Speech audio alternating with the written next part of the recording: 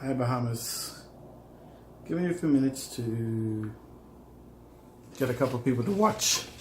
I know it's kind of late, but I had something on my mind in regards to what is going on in my country. So I just figured I'm going to start doing a little conversation with you guys called Taking Stock.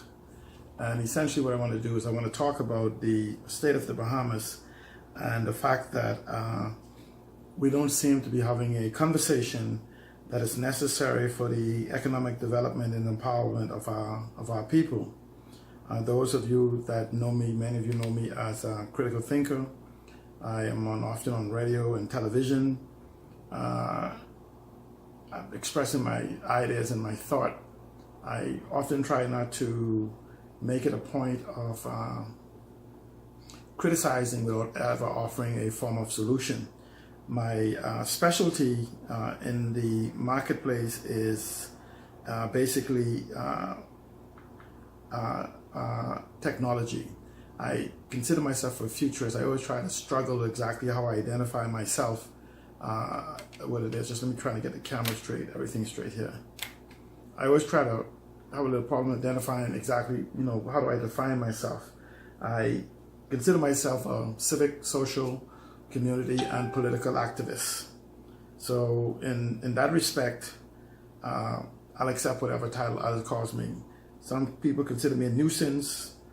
Some members of parliament consider me a terrorist, politically and otherwise, but so be it. I am an advocate for the people.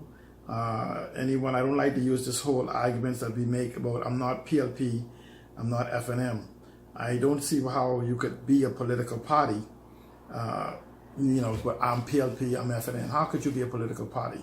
And that basically tells you already that the individuals that so-called practice this so-called behavior don't really have an identity, so they have to identify themselves as a political party. You're either born a Bahamian or non-Bahamian or whatever nationality you are. You're born male, you're born female, you become a man, you become a woman. These type of things is laws of absolute. So this whole argument about being I'm a political party kind of is a mute argument for me. I never understood it is. But I just want to talk to you about, we have a lot of things in the marketplace right now. We have our Oban industry, Oban Energies in. I want to just let you know that is a deal on the table that is about to change our lives like we've never ever seen it. This is not Oban Energies. I don't want anyone to believe that Oban Energies is a deal about Grand Bahamians or East Grand Bahama. Oban Energies is actually a deal involving all Bahamians. In fact, it's very disingenuous when we have these conversations concerning development. I hear about the deal in Elutra today. And, we talk about consultation and involvement. I think Bahamians have to begin to understand that whenever something happens on any island in the Bahamas, it involves all Bahamians. And so this whole idea of consultation that we have where you consult a minority of people to make a decision to affect the majority of us is always being disingenuous when you have individuals or even organizations says they have consulted with us. Imagine a nation of 250,000 adults where you may sit down with a couple hundred or even a couple dozen individuals and lay claim to the fact that you have consulted with the majority of individuals in the Bahamas and you have consensus. It's amazing that during political times we take the opportunity to basically engage the entire populace, but something is more important, it's just as important as national development, we don't actually make the effort. We share things on social media, whether it be Facebook, Instagram, Twitter, WhatsApp, or Signal, or whatever it is that you use, and we reach hundreds of thousands of people in the immediate. You're considering that, government is always with this advocacy about how wonderful and intellectually capable they are to engage technology. We don't see it in the government ministries, and we're beginning not to see it now in engaging the public. And as we begin to have a conversation concerning national development, it becomes very, very important for us to have relevant, factual information so we can make decisions on. And that is something that's not been forthcoming from government. More specifically for this government that was swept into victory on May 10th on the whole concept of consultative governance, transparency, accountability, and not repeating the mistakes of the past. But we're beginning to see that those are fastly becoming untruths, as we whatever we want to define them as. And so what I want to do is I'm going to start nightly. I think I'm going to aim towards around 7:30 or 8 o'clock, and maybe some inserts during the day. So I actually invite you to like and follow the profile, friend and follow the profile, or friend and follow the page, or like and follow the page, and choose notify first so you could get these updates. My whole entire conversation going forward is to provide information and steps of empowerment, whether it be in business, whether it be in technology, no matter what it is, more so for home ownership, and a whole host of different ideas that I've been expressing. So instead of beginning to continuously using the media, the talk shows and stuff where you're only allowed a few minutes to speak, and then the host may spend an hour trying to comprehend or trying to elucidate or whatever it is concerning whatever you said, and never getting you contextually correct. So this provides me a nice forum for me to begin to engage you and answer your questions. I invite you to Facebook me, WhatsApp me at 443-7189, 443-7189. Send me your messages, send me your questions, ask questions you want me to speak on. I'll choose certain things that's more relevant to the entire population. It'd be on business, it'd be on what's going on in politics at the same time, what's going on in religion, whatever it is that it is. I want to talk about trying to drive the conversation towards Bahamian empowerment, because, as I begin to listen over the last 10 months, all I'm hearing is a conversation of more jobs, jobs, jobs. And for those of you who have never heard me say it, I just simply believe that jobs stand for just over broke suckers in a just over broke system. JOBS. Just over broke suckers in a just over broke system. Something that I really don't believe in. We have a unique environment in the Bahamas that allows us to embrace economic empowerment for the masses. And I'm not going to talk about the natural resources. Many of you heard me speak on it. I've been aggressively in the Bahamas speaking on it for 15 years. I think the only person with a longer record than me on speaking on resources of the Bahamas is Mr. Prescott Smith, who has been speaking for 25 years. And I could tell you up until about 5 years ago or less, individuals consider he and I lunatics. Basically just screaming about this, screaming about that availability. But we have a tremendous opportunity to basically utilize our natural resources.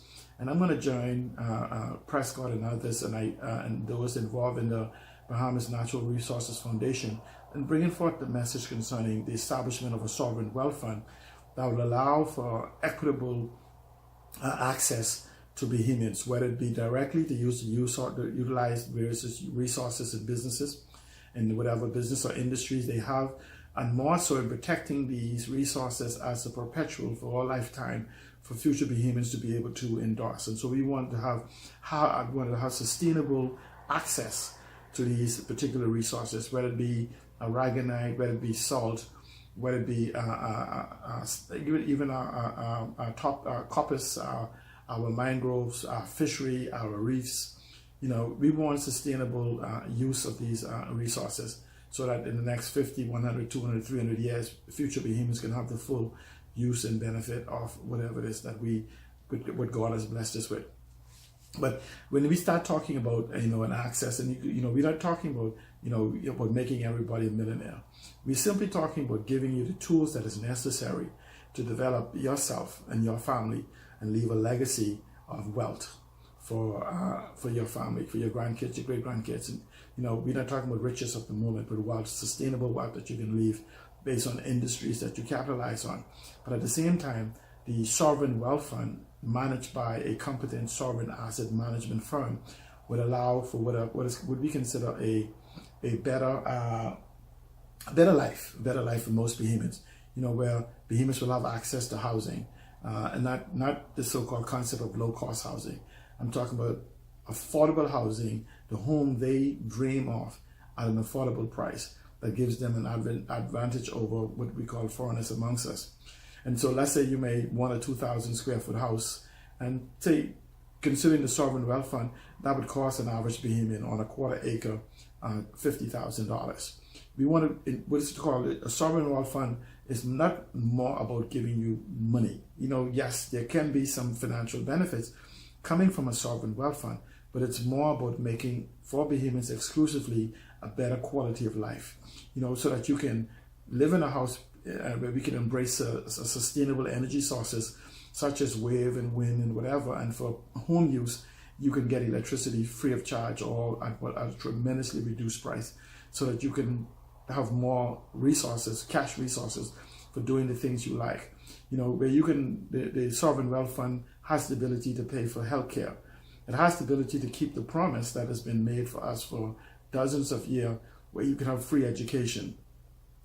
Whether it be in the Bahamas, and we could really use the sovereign wealth fund to build a world-class university. Because one of the most important things about university is the establishment of endowments to allow for the transfer of knowledge. For those who may not know, the difference between a college and a university is that college transfers information. So essentially information or knowledge exists. So they transfer information, and hopefully if it's properly comprehended, that becomes knowledge to the students within that university, within that college. The uniqueness of a university is that universities create knowledge. And so we have to get to the environment where we provide the resources, and the sovereign wealth fund and access to our natural resources allows us to have these $1 million endowments. We could begin to document our seas. We could begin to document our corpus. We could begin to document, whatever assets that we have in the Bahamas. And for those of you who may not understand the whole concept of digitalization, everything in the Bahamas has what is called a DNA, or a digital signature. And we need to be able to document every single tree, every single plant, every single species of fish, every single person in the Bahamas. And many of you would know that the Bahamas is very high in certain types of diseases. And you may not even realize it, but your DNA acts as a piece of the puzzle to the cure. And so they, for instance, I say I'm beginning to suffer from diabetes, and they extract some blood samples or whatever samples they take from me. That's part of my DNA. So if they basically, from studying that, basically say, hey, this has a certain quality that seems to be fighting this disease, and that is incorporated into a cure, that becomes $1 billion or $1 trillion resource. And so we have to move that to even realize that even our sicknesses is an asset to the country that has the potential to worth billions of dollars as we move towards digitizing and collection of information. But it requires leadership ability to recognize these minute things. And so a lot of you may have heard about Monsanto and Bayer, where they trademark and patent plants. And so we have maybe thousands of different species of plants that appears nowhere else in the world. In fact, we have what is called microecology systems. And many of you may not even realize that a guava that is grown in West Grand Bahama, and Central Grand Bahama, which is Freeport, and in East Grand Bahama, though to your taste buds may be similar, may be genetically different. And the same thing as you move from island to island, each one has its own genetic variations. That is a quality plant. So when we move to protect these, like they did with the pineapples in Eleuthera and took them to other places and become multi-billion-dollar companies, we would have the digital rights for any variations of that original strand, original DNA, the original digitized imprint becomes a value to the Bahamas. And so what also happens though is you also have the fact that a lot of you may not even realize, even our aragonite can be actually digitized to find out a signature to us to where it's used anywhere in the world. We can know the point of origin. The same thing with our sand. The same thing with our fresh water supply. Everything in the world has a digital signature coming from creation, from God Almighty.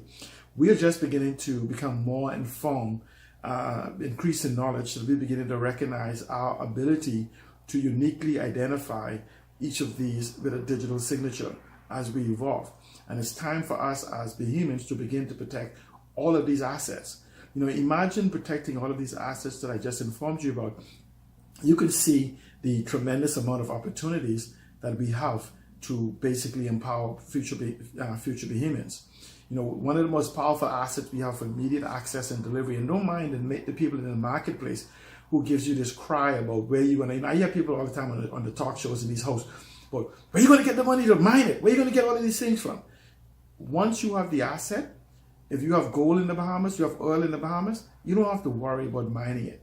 You buy that expertise. And I say to those pundits who always want to try to distract people with their ignorance, and I call it the arrogance of ignorance, of not understanding how the global marketplace works, is that, you know, if you were to chip your teeth tonight, you don't go and become a dentist.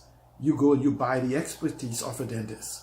And it's the same thing. And so we don't have to worry about, oh, who's the behemoth going to come up with the money to mine it?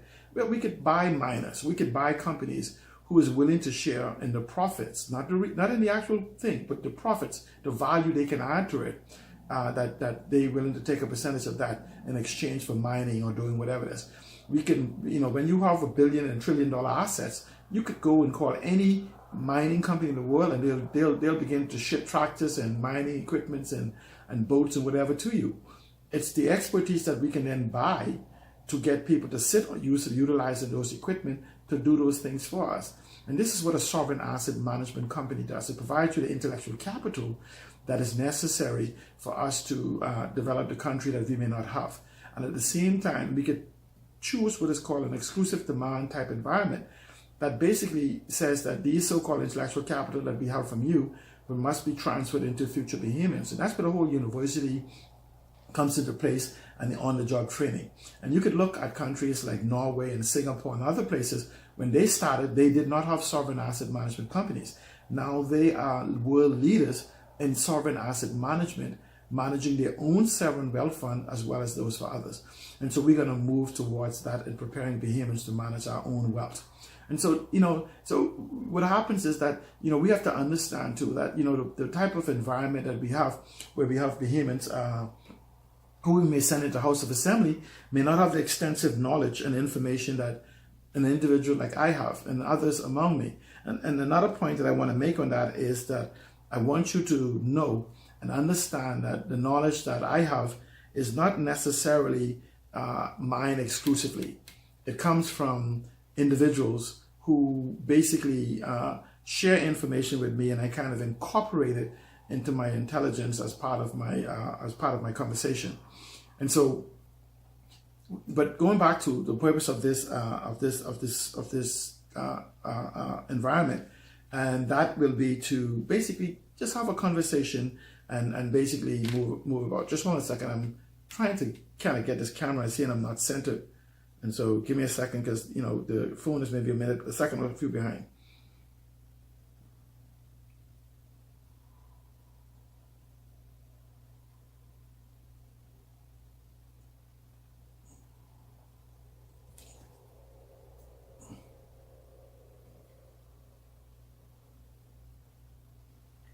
Okay. Maybe I gotta do it in reverse, but that's okay. Let's just continue the conversation. I just keep watching my phone on this, so don't mind me looking down. But what I want to talk about, you know, is the whole concept. Let me just talk about this whole concept of economic empowerment that was promised by the Free National Movement for Grand Bahama. And one of the things that we have, and I'm going to look over to the left every now and then to see what you guys are saying. But one of the things that was promised to us was this whole concept on Grand Bahama, and I'm going to talk about things like this. And so, on Grand Bahama, right during the election, you will hear that Minnis and others took the position that Grand Bahama is singularly the most important asset to the economic development of the Bahamas. And so, what we have to do then is ask ourselves, how is that come into play? How did that come to an understanding? And so essentially what we have to do is look at the 30 inhabited islands in the Bahamas and begin to look at the infrastructure of each and see how they are. And so when you begin to look at New Providence have already took what is called maybe a saturation point for economic development. And I'm talking about land, available land to Bahamians, to the type of organizational structure of how the townships are set up. And so it's kind of like haphazard development of New Providence. But mind you, we're going to have a conversation on the possible redevelopment of New Providence without gentrification. With all due respect, what has been offered right now for Baines, Grantstown, and others is a form of gentrification that will leave behemoths displaced, because no one is going to invest $100,000, $200,000, which adds a value to the home and maintain the same rent or whatever it is that they are paying now. So we have to take that into consideration when we talk about redeveloping Baines and Grantstown and Centerville. But when you talk about Grand Bahama as an economic development center, you will hear the Free National Movement mention the fact that in Freeport, we were going to move towards a digital Silicon Valley type environment.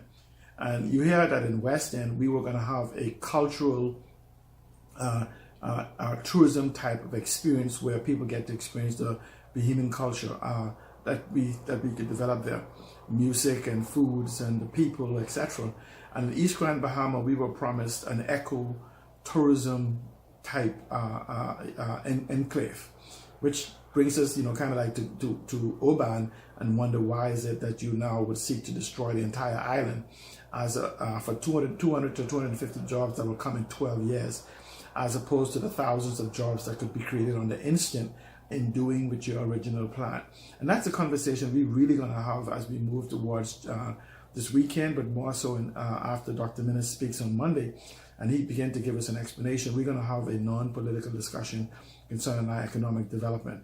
I am personally telling you, I consider the Oban industry, the Oban energies thing, an actual fraud upon the Bahamian people, and no one can convince me otherwise without bringing me evidence. I'm talking about bringing me the signatures from both documents that were signed. I want proof that Mr. Duta, whatever his name is, was in the Bahamas at any given time for the signing. I'm telling you, there's no way you're going to do a $5 billion signing without taking videos and pictures and stuff. And you could go to Dr. Minnis' page. He broadcasts everything from May 10th. And so all of a sudden, every event he does, except going to the bathroom, he broadcasts on his page, including the one with Peter Kreger, except the one that he signed with Mr. Duka, whatever his name is. Isn't that amazing that, you can see him walking, talking, everything, except for that one specific thing. What I know from forensic computing, I can tell you the signature on the document table in the House of Assembly, in my professional opinion, is a facsimile signature that appears to the back of the signatory line. And so there's a lot of questions we have to answer concerning, there's no witness on the page, there's no seal, no government seal on the document that important.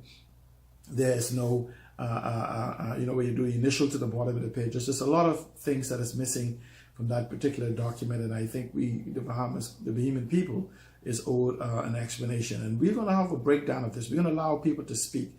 And we're going to go to the beginning, and we're going to walk all the way through this and show you this is a $5 billion fraud that's been attempted to be perpetrated upon the Bahamian people that would have also resulted in the complete devastation of our economy as we know it. And so someone has to be held accountable for this. And for me personally, it's going to take a little bit more than a simple resignation or firing of a member of parliament or a minister out of the office of the prime minister. But I can tell you from this point way going forward, we're going to start holding our government accountable by the hour, by the minute, by the seconds. No weeks and months or whatever. But everything we say on a daily basis, we will evaluate. From this point on, we will trust but verify.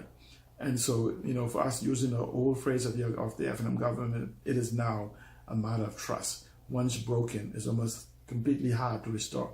You could drop a glass and break it and you could glue it back together, but you will always see the cracks. And that's what has happened right now with the Free National Movement. They are a fractured device in the eyes of most Bahamians. But coming back to Grand Bahama as the options that we have, and talking about the natural resources and the development of the Bahamas. And essentially, what was promised to us more so, I'm going to speak more so on the digitalization. I understand the financial aspect of going to the West for the cultural type environment, and I also understand the opportunities that we can have by going to the East and building bed and breakfasts and boutique things. And these are things that can be duplicated across the entire Bahamas on our islands. and basically redefining the tourism model. The problem we have in the Bahamas is tourism is not dying worldwide globally, but cultural tourism and ecotourism is becoming multi-billion-dollar environment within the travel or hospitality industry. The problem is that we are keeping the same old antiquated model of mega hotels, where these individuals come to these big things and there's nothing that leaves and nothing goes into the economy except for jobs, low minimum paying jobs. And most of the time for these type of investments, if you take into consideration that goes for the past, we as the Bahamian people finance these with our resources, more so what we call crown land. I'm battling a sore throat, that's why I'm kind of drinking some lemon tea at the same time. And so essentially, let's go back to Freeport proper. First of all, in my personal opinion, the first thing we have to do is get rid of Enroll and the Grand Bahama Port Authority and minimize the influence that Hutchison Whampoa has beyond managing their investments. This is the people's time, and we can be the change we can be together. And so considering those aspects, it's time for us to own our country.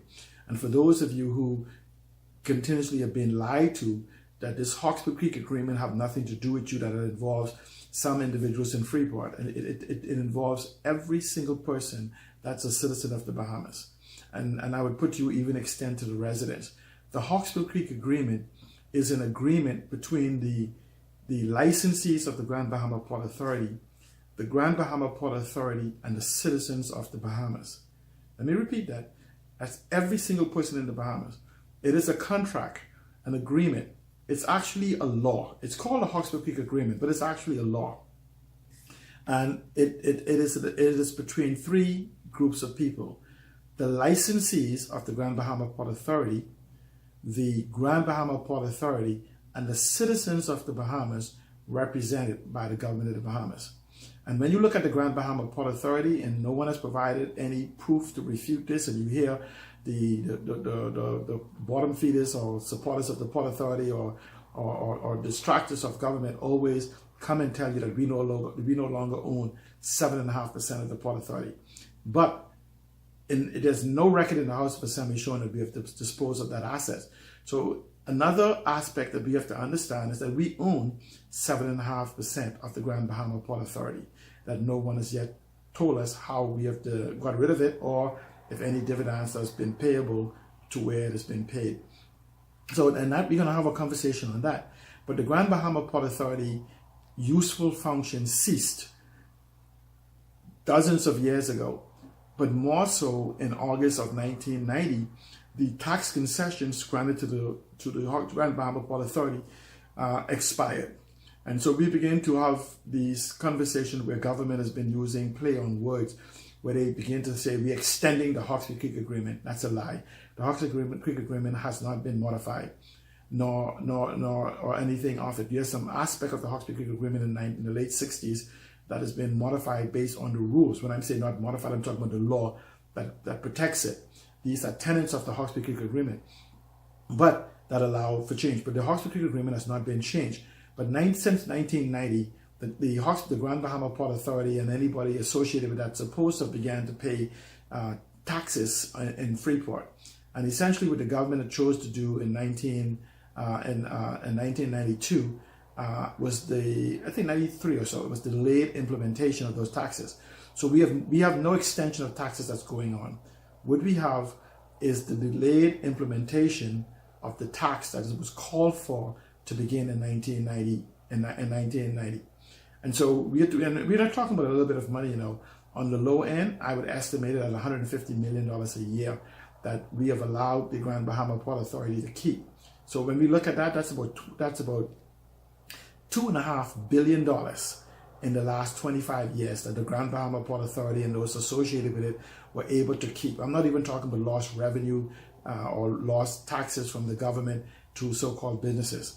And the government proves every single day that we do not need to continuously to extend these tax concessions to the Grand Bahama Port Authority and Hutchison Whampoa to do nothing for Freeport and nothing for the Bahamas.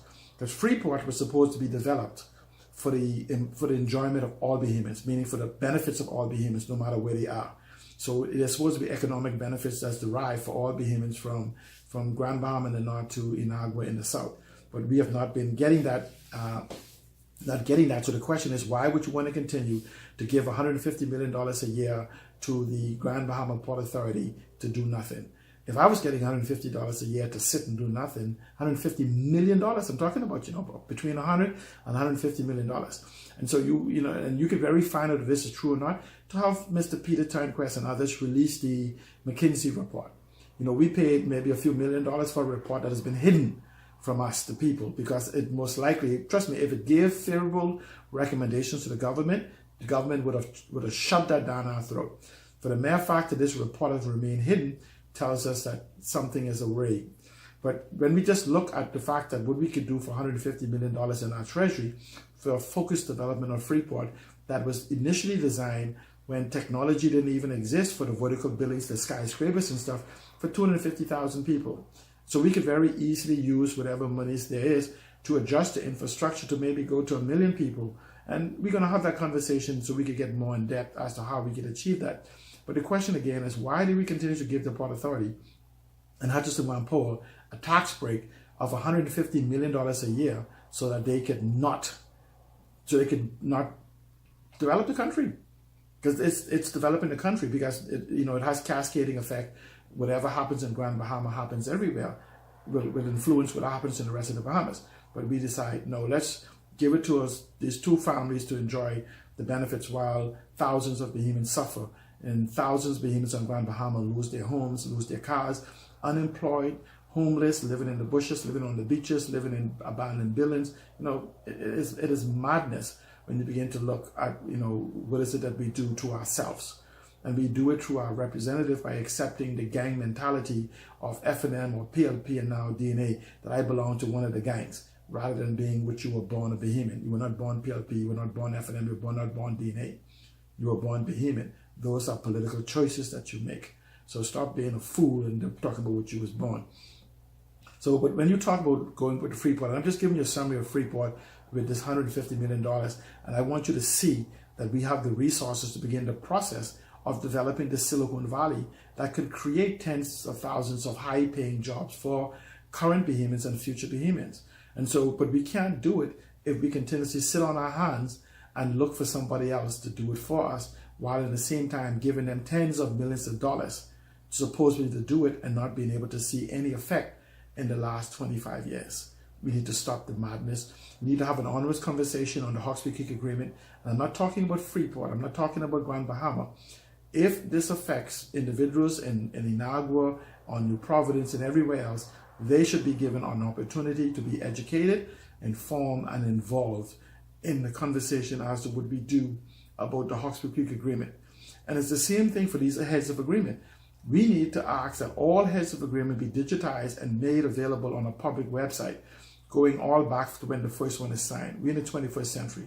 And if this government called the Free National Movement, who brags about technological advancement, Mr. Jeffrey Lloyd, I heard you, impress us by scanning these heads of agreement for whatever amount of time it goes back and table everyone and make them available on the website so we could see the type of prostitution game that the Bahamian people have been involved with for the last 25, maybe 30 years. Because we've been giving the resources away in exchange for jobs. Can you imagine that your parents left you, say, 10 acres of fertile land, and you decide that you will give it to some stranger and they would do whatever they want with it. In exchange, you say to them, when and if you build a house, I want to be the gardener. I need my wife to be the maids. I need my kids to be the servants. It's madness. And so the person takes your 10 acres, goes and gets the $1 million, builds a house on it, rent the rooms, and you run around serving them for minimum wage. And that's the type of environment that we have had. We've been giving billions of dollars away in resources, and we have nothing to show for it except a multi-billion-dollar debt. And don't believe in the $8 billion national debt. Our national debt, internally and externally, would be it's probably around $14 billion. And see, that's a conversation we're gonna have too, because we need to know exactly what is it we owe, who we owe, and how we came about owing it. And so there was another part that we need to demand that they disclose. This is the age of information. data is what we need to be able to understand where we are and where we need to go. Coming back to the promises that the Free National Movement made concerning the so-called Digital Grand Bahama, I'm waiting. I've been told since January the report concerning the digitization of Grand Bahama has been completed. Well, here it is 2-3 months later. It has not been shared with the people. You can imagine someone like me that is anticipating this, excited about this, do not have the information to make the decision because I can't get a comprehensive understanding of the strategy that the government intend. Excuse me. I don't have a copy of the strategy that the government is intending on using to develop Freeport, so I can begin to engage investors or individuals as to where it's best for them to proceed. It's 3 months. What are you waiting for, Free National Movement? What are you waiting for, Mr. Kwesi Thompson, Minister for Grand Bahama? Give us the information so that we become informed and begin to have what's called make preparations. And after all, it was paid for with our money. Now, and so what you want that information for is to be able to make choices. But there's opportunities for us. We have young people throughout Freeport that if we begin to develop entrepreneurship development centers, or I prefer to call it empowerment centers or enrichment centers, where individuals can go, points of contact within the communities. They could be some of these abandoned houses because they can all be interlinked within the new 21st century type environment. And so essentially what you have is that you have, these are where they go for training, where they go for job skill training. There's something called telecommuting that allows you to work outside of the Bahamas without ever leaving the Bahamas.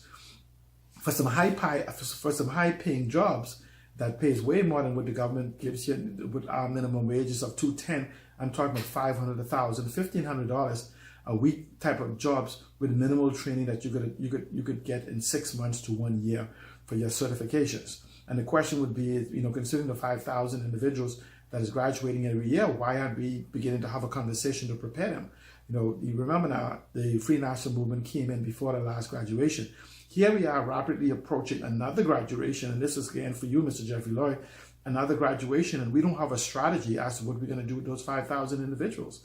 What is going to happen to them? We're just going to insert them into the demographics of the Bahamas, of the unemployed and unprepared. The government promised free education, so we can't get that because, in fact, in case you guys don't know, the COB students, at least on Grand Bahama, have been notified that there will be a tuition increase after this semester.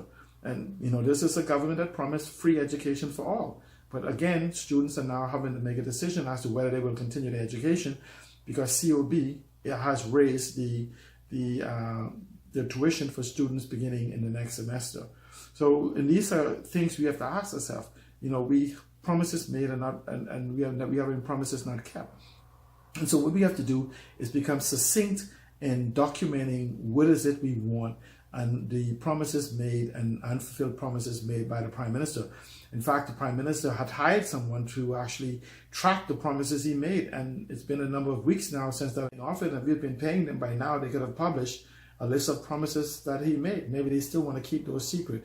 And so again, that just goes into another promise. He promised to make an office of accountability for him, and that's yet to happen that I know of, because surely if it has, it's a cabinet secret.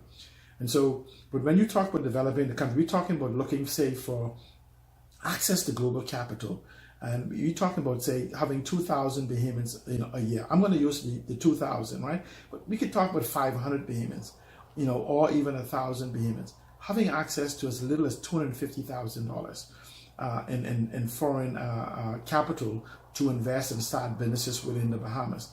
And it amazes me that our government has begun to basically dumb down people into believing that $5 billion is a large amount of money. I guess when you're broke, it sounds so. But even for someone like me who doesn't have it, I understand that is within reach if given the proper tools. And all you have to do is go and search at the young people around the world that is raising 50 million, 100 million, 200 million. They have companies with capitalization of $1 billion in a matter of months, and whether in the digital economy. And so basically is that we talk about this digital economy, but we have not given people access.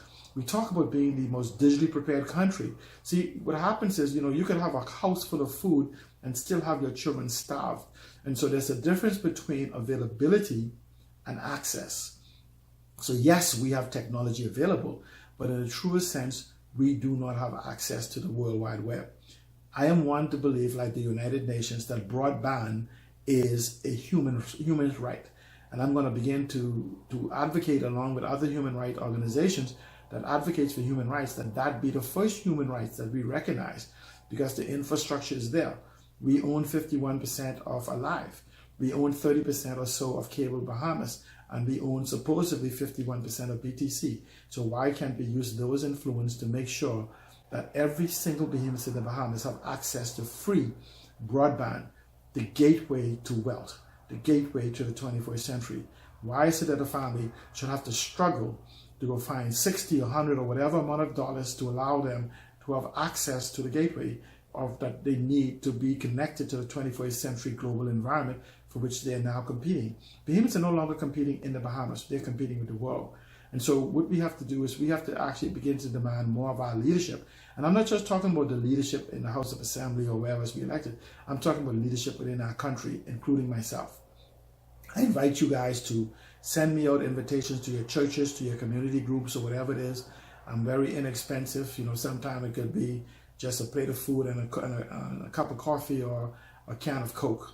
And so, yeah, I'm a caffeine addict. So you can just basically utilize that as a bait to have me come and talk to your community groups and whoever it is that you have, to your schools, and, basically talk about where we are in technology and where the world is and where we can move forward to. More so, I would love to speak to the high school classes or to auditorium, and more so in an environment where they can ask classes. They can ask questions as opposed to me preaching to them about get ready. Because it makes no sense about me telling you about the promised land, but not telling you, helping you with the directions on how to get there. So when we come back again to the digital free port, is that you have the government of the Bahamas has been running around, and I smile. For someone that's been involved for technology for 40 years, I kind of smile when I hear people talking about technology and never talking to it. They talk about technology, never talk to it. The government with this digital Bahamas and their digital team, and we talk all about all the wonderful things that could happen. And the minute I see them run off talking about Google and Dell and Amazon and these type of environment, I already know these guys are clueless as to exactly what it takes for us to build a digital Bahamas type environment.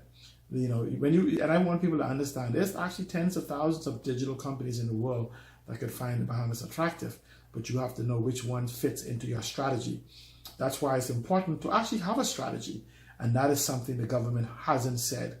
And we would love to be able to see what is the strategy, because clearly Google, Amazon, Dell, and all of these Fortune 500 companies cannot be our target market, because we do not have the things necessary in place that would make it attractive for us. There's some steps that we can do that do make it wonderfully a place where we can begin to have them consider as we begin to build out, such as constitutional privacy. We have the infrastructure to develop the 11th largest, or maybe even break into the top 10 data center, because as you begin to have what is called constitutional privacy, you become attractive for the data centers of the world. And then we'll have to move towards to resolving our energy environment, because technology is 90% energy. And so you cannot have this 47 cents energy type environment when in actuality they're paying 3, 4, 5, 6 cents in other places around the world. We would not attract them. So you can imagine that you have an energy bill of, say, $10 million a month. And now we're going to tell you, come to the Bahamas, and we will happily just, you don't have to pay $10 million a month. We'll just give you, you'll now pay $90 million a month just for electricity. So it will not work. Energy is the number one idea that we have to address if we are to develop the Bahamas. And we have the ability to do that with solar, wind, and tidal energy, and a host of other type of environment that is necessary for us to do it. And one of the greatest things we can do, more so in Grand Bahama, is begin to consider net zero homes, where people begin to pump energy into the grid and get compensated for it by covering their roofs and their and their drive roof covers and whatever it is that is done. And that's a conversation we'll have also. Because if you eliminate your light bill, no, it's not a light bill. In the Bahamas, we call it electrical mortgages to the power company. If you eliminate that, consider the lifestyle that you can have if you begin to make your light bill zero. If not in the immediate, because of course you may have to invest in certain type of equipment to get you there. But it'd be wonderful if we have use of our resources so we could give you 0% financing or 1% financing to put these devices in your home so you could have a net zero environment. Begin to give LED light bulbs and energy efficient equipment like stoves, refrigerators, and water heaters and whatever, and even get rid of water heater because we have solar. So we can have that conversation on how we change the Bahamas. And that's what I want to talk about. But we want to talk about basically getting capital in the hands of behemoths, more so here in Grand Bahama, with the bed and breakfast, building on the tourism product, building on the fact that, believe it or not, as we begin to develop Freeport, or Grand Bahama as a whole, we're talking about medical tourism. And so when people come for medical tourism, yes, they're going to come to the world-class hospital. I'm going to tell you how we could build a hospital for free. Yes, we can build a $1 billion hospital for free. The problem is our leadership may not have an understanding of how that is done now in the 21st century. But we talk about medical tourism. So they're going to need places to stay. And that's a form of bed and breakfast. That's a form of houses being rented. And these are things that behemoths should own. We could have a form of, and the government has a spots in paradise. We can have a type of environment where we build sports centers here in Grand Bahama. And these are things that you'll see when I'm talking about Grand Bahama, and you begin to look at what is offered in New Providence, you could see why Grand Bahama become ideal to put these type of environment. We can put, we have stem cell research. We can have what is called workspaces where digital nomads by the tens of thousands will come to experience a digital paradise. So here it is that we have sports in paradise, we have healthcare in paradise, when we have a digital paradise for which individuals can come. And we use this as an example, and we talk about workspace. And we have Donald Trump speak about ending these H-1B visas. And what gives us a unique environment is that when we begin to maybe say build a data center or change our laws to accommodate the building of one, these H-1B visas, believe it or not, if those individuals had the infrastructure that we have, they don't have to leave India and Pakistan and other places to actually work in the United States.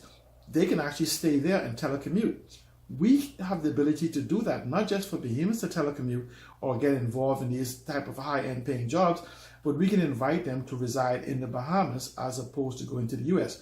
So as the U.S. begins to cancel these type of visas or restrict them, we could create an environment where we can have the digital infrastructure for those tens of thousands of individuals to live and reside in the Bahamas without threat to our sovereignty and citizenship and their children being born here and all those things. We can create laws to resolve those issues, but they can live, work, and play in the Bahamas. And I want to consider that a digital paradise, live, work, and play.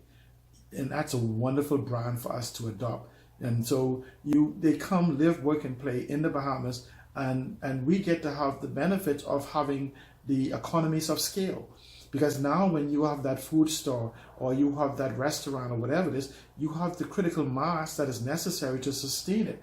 And that's one of the problems that we have here in Freeport, is that we never got to the critical mass that is necessary to create the type of wealth that we need. And so you have the small store and you have to have a high price because you have a small turnover. But if you increase your turnover, you can see how the dynamics changes for you in a financial way. And so when you could have 250,000, 500,000 people living in Freeport or living on Grand Bahama with no threat to your sovereignty, and I'm telling you people, there are countries that does this. I think Singapore has maybe 5 or 6 million people, but I think only about 2 million of those are citizens, and they have no fear concerning their threat to their sovereignty because they have strict citizenship laws. It is the most important thing that you could transfer to a person. And so we can just create the type of laws and environment to protect us so they can come, live, work, play, and even grow their family here. That does not serve as a threat to our citizens, to our to our sovereignty, or what we call indigenous behemoths. Excuse me a second. And so what we can do, what we can do is basically have a wider conversation about the economic development that is necessary for us to basically achieve the development of the Bahamas. And I put to you that Grand Bahama, there's no place in the world like Grand Bahama. Right below us, we have a major trade route that actually 80% of all the goods that goes into the United States travels through the Bahamas. In fact, that's one of our assets, that billions of dollars of global commerce occurs in the Bahamas, and we don't even get a dollar, not a dime. Billions of dollars of global commerce every single month happens within the borders of the Bahamas, for which the government of the Bahamas, which is the citizens of the Bahamas, gets not a dime. And so we have to actually look at correcting that deficit. And the same thing with our airways. And so it's so much that we have been kept in the dark about. And we have to have a conversation. And I want you to, as I begin to have this conversation with you, I want you to find your members of parliament and share this video with them and challenge them to just say, you know, Seattle Johnson's been talking. We would love if we could just dismiss a few of these things and sort out what is true and what is not. And these things, if it's possible, you know, find out exactly how it's possible. And if it's not, simply come back to us and tell us he's just talking, you know, and challenge them, because you chose them to be your representative to make some of these things that I say happen. And they said, a lot of the things I'm talking about, they said would happen, but is yet to happen. And for those of you that's listening to me around the diaspora, and especially you in New Providence, on Grand Bahama here, you can buy a quarter-acre lot in Grand Bahama for as little as $3,000. That same lot that you fighting in Nassau for $125,000, $150,000, $200,000, you could come to Grand Bahama as little as $3,000 and find canal property lot in the vicinity, I guess, of $40,000, I don't know exactly, but $40,000, $50,000, $60,000 with access to the sea. And so you can see you can have a better quality of life here in Grand Bahama if we come up with a plan so that you and your family can relocate here to Grand Bahama. For those 60,000 individuals that live in Baines, Grandstown, whatever, this is the most ideal place for you to come and be able to get a 2,000 square foot house, including a quarter-acre of lot for maybe under $175,000. I'm going to go on a limb and say $150,000 when we begin to build in volume.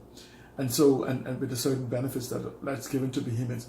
Imagine buying an empty lot on New Providence or a 2,000 square foot home on Grand Bahama on a quarter-acre for $150,000. Would that make sense for you to then relocate to Grand Bahama if there was economic opportunities for you to do whatever it is you do on this island? Absolutely. It makes for better family life. It makes for better everything. And that's the conversation that we should be having. And this is not conversation I'm talking about that take years and years and years. This is something that I can, if I engage, we get together as a collective, we can achieve this within 3 years. And we can, and there is no doubt in my mind that we as behemoths are capable of doing this. I believe it's impossible to see something that don't exist. Again, it's impossible to see something that don't exist. If you can see something that don't exist, then you're greater than God. And I'm not greater than God. So what I see, I know exists. And so what we have to do, though, is have the conversation, what is it we go to from here? You know, after we make sure that this urban type environment dies, and we bring an end to any future heads of agreement that requires that we leverage a part of the Bahamas in exchange for jobs. I think it's time for us to say to Dr. Minnis and the Free National Movement, the agreement that you just last signed, let that be your last one, where you leverage Bahamian assets in exchange for jobs. In a sovereign wealth fund, if we're giving access to our seabed, if we're giving access to our land, if we're giving access to our waters, if we're giving access to our airspace, we are now equity partners in your development. We don't want jobs. We want equity partners, because we know that as equity partners, guess what? We will get the jobs anyway, because you can't run the crap without us, because we're not going to give you the work permit. So the job is automatic. So why are we giving away what we want for jobs when they can't open their businesses without us running it for them? If we have the qualifications, So why we just so essentially giving it away for nothing? Because so we will end up with the jobs anyway. So why not take an equity stake in the marinas? Why not take an equity stake in the hotels? Why don't we take an equity stake in whatever it is, whenever they want to use our sovereign credit, our sovereign wealth? They want to use it to expand their business. We should take equity in this. And that's what a sovereign wealth fund is for. And that is the conversation that we have to have. And we just want you to see the type of madness that we have been enduring for the last maybe as much as 50 years. And as we move to 2022, we have to begin to look to a new form of leadership. And we just celebrated the 50th year of Jubilee from Majority Rule. But the most important thing that is coming up is our 50 years of independence in 2023, sorry. But 2022 sets the movement into 2023 for the year of Jubilee, the year of freedom, where debts are forgiven and people are freed. And so we can use this process to build towards 2023 so that we can have the economic empowerment that Bahamians are entitled to. Not an option, entitled to. And we have to demand more of this. And that's why I ask you to share this video, like my page. I don't know, I have some friend requests open, but you could follow me on social media, on Facebook, Twitter. I'm Alan C. Johnson, C. Alan Johnson, Critical Thinker. I'm Alan C. Johnson on Twitter, Alan C. Johnson on Instagram, Alan C. Johnson on YouTube, Alan C. Johnson or C. Alan Johnson on Facebook, and Alan C. Johnson or C. Alan Johnson on most of it. I invite you to follow me because I'm going to begin to transition and we have all these medias converge as one and begin to have the conversation more so for Grand Bahama. I would love to see us empty New Providence so we could send a bulldozer through the town, elevate the land to protect us from this global warming, and we produce what is necessary. Believe it or not, we have everything, the calcium carbonate, the aragonite, and the 5 billion tons of sand produced a year to elevate our entire island and build blockades around it. Denmark and other countries are building landmass and utilizing the same resources that we're shipping out. So how is it that Dubai and all these other people can use sand to build whole new islands and we can't simply use it to preserve our own? The technology exists, and that's the conversation we have to have. So this whole concept of global warming and the Bahamas being wiped out, that's from leadership that does not understand the future. There's a disconnect because clearly, island by island, year by year, imagine now that we could begin to have coastal engineers in the Bahamas being prepared, being educated, being informed, not only to begin this build out, but to begin to actually involve with it. It requires leadership to redefine the way we think. And I'm telling you, this is a natural conversation I have with young people all the time. I'm not an enigma. I am just simply one that speaks out. I'm not afraid of victimization. And so I'm going to talk, and I'm going to talk, and it's going to be a daily business. And in the future, I'm going to make these a little smaller so you don't have to sit so, and I know it's late. And so I'm going to just wrap up to tell you, Grand Bahama is everything the Prime Minister came to realize before the election. And I've been saying for 15 years, consistently. As you know, I've been consistent in my advocacy of what our potential are.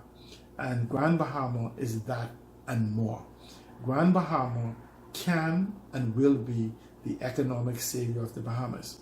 With this administration or with the next one, because we will just definitely make better choices. And I assume that we will make better choices. So we will also begin to move to hold this administrative accountable and begin to give them the ideas and demand that they use Bahamian intelligentsia to fix our Bahamas. Because I believe the intelligence amongst us is greater than the intelligence around us.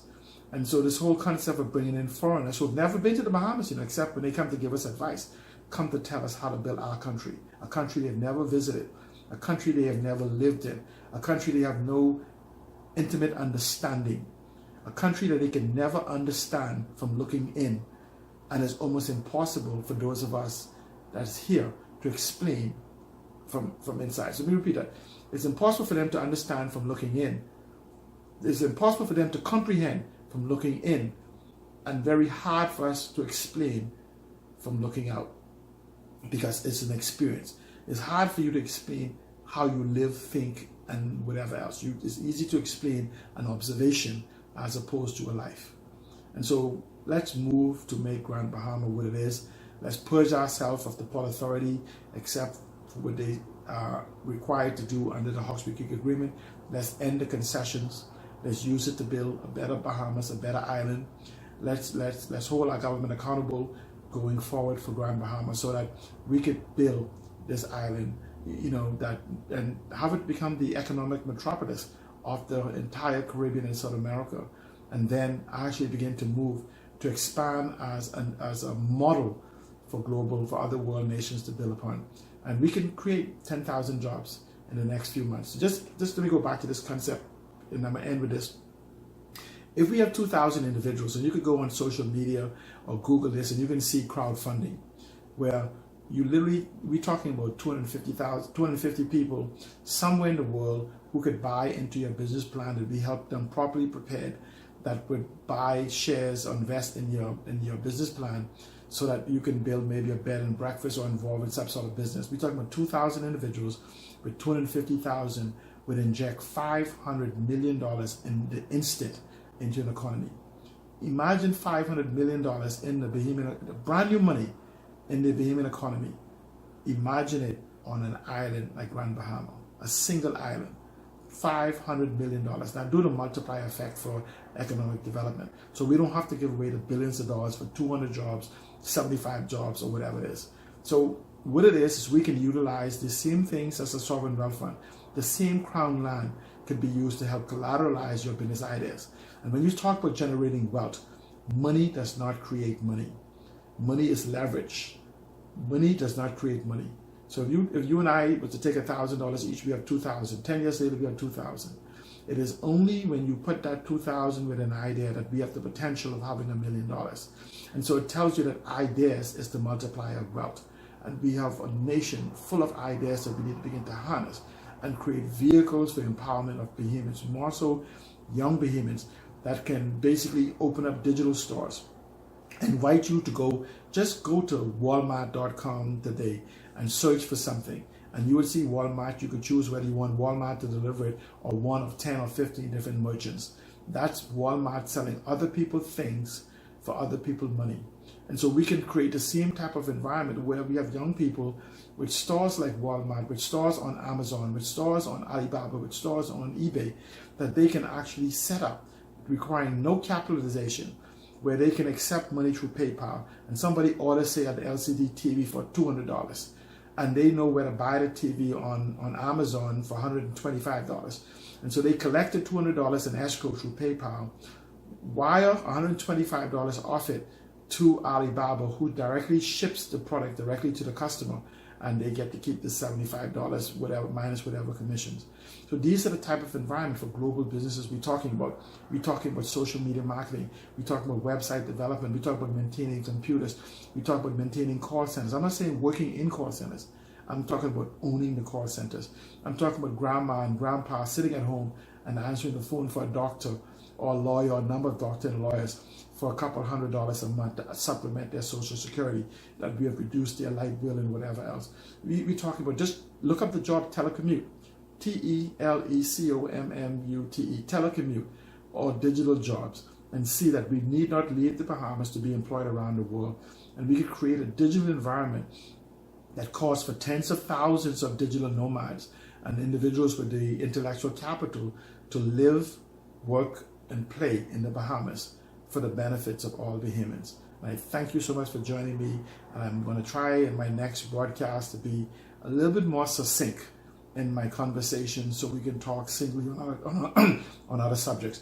You can find me on alancjohnson.com. It'll forward you to my various different pages. You can reach me at alan@alancjohnson.com for those of you that use email. WhatsApp is 443-7189. That's 242-443-7189. You could reach me on Instagram. You can reach me on Twitter. DM me on any of those environments. Hit me up on Facebook. Tell me what you want to talk about, so I could just be more succinct in my conversation. And let's have a conversation and build a better Bahamas. And as I am, let me tell you, we will actually add what is necessary, minus those bad elements, multiply the good. We'll have no division and build a better Bahamas. Thank you so much for joining me. I love you, Bahamas. nothing ever will diminish my love for you. Thank you once again.